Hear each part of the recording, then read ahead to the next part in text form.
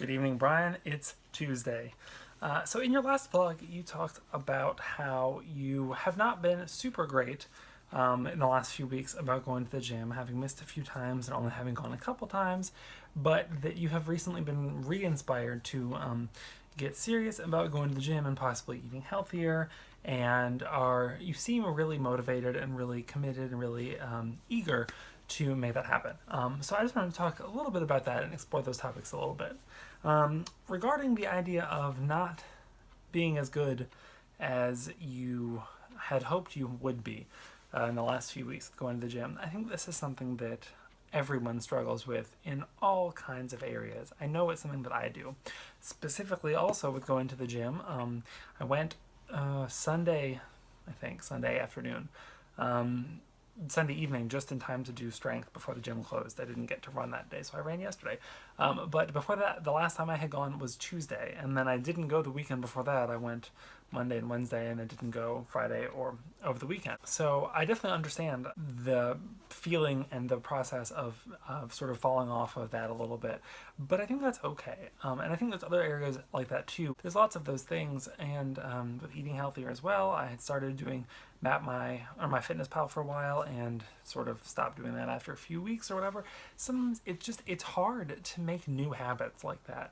And I think that often we don't give ourselves enough credit and we're too hard on ourselves. I think that, starting a new habit and going from doing nothing, like never going to the gym, to maintaining a regular schedule multiple times a week is a very hard thing to do. And I think that what oftentimes happens is that when we start a new habit like that, we underestimate how it's not, necessarily that it's going to change our lives, but in some ways you just have to sort of adjust your lifestyle to do that. It's not just that you're going to go to the gym 3 times during the week in a vacuum. Your week still has all the other things that you normally do during the week. For me, I still work and don't get home until late and have other things to do and clothes to iron and chores around the house to do and things like that. So I feel like when we make plans and we start new habits like that, we tend to think of just that thing in isolation and we don't really think about how it's going to fit into our lives as a whole. So that's one way that things like that are very hard, on top of all of the other things that it's hard to motivate yourself to go to the gym, especially because when you first start going, it sucks until you get used to it after a while. But I think, there's a common phrase, Brian, that I'm sure you've heard before, but it's called "don't let the perfect be the enemy of the good."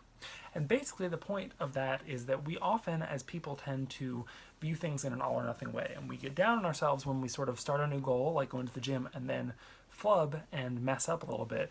We just think that we tend to just give up. We say, okay, well, since I can't do it as perfectly as I want to, I'm not going to do it. It's not worth it, whatever. And so that oftentimes holding ourselves to that standard of only accepting perfection means that we get in our own way and we don't let ourselves get as much good out of it as possible. Say you set a goal to go to the gym 3 or 4 times a week, and it's hard, and for a few weeks in a row you can only go once or twice, and so you just get discouraged and you stop going.